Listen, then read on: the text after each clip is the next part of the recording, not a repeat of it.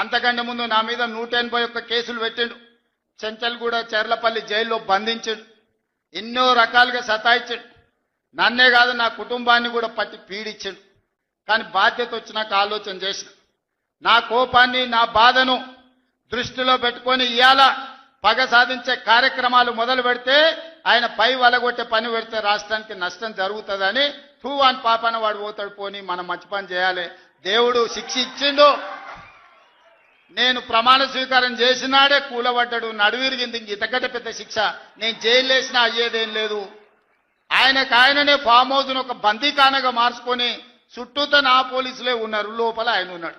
చెర్లపల్లికి పంపించినా చెంచల్గూడకు పంపించినా గదే అవుతుంది కదా. ఇక తిండి బరువు నాకు ఎక్కువ అవుతుంది. అదొకటి లోపల చెర్లపల్లి చెంచల్గూడ పెడితే ఆయన తిండే తినికి మళ్ళీ ఆయన ఏదైనా కావాలంటే అదిగిన అయితే సర్కార్కి ఎక్కువ ఖర్చు అవుతుంది. తిండి ఆయన సంపాదించేది ఇన్నా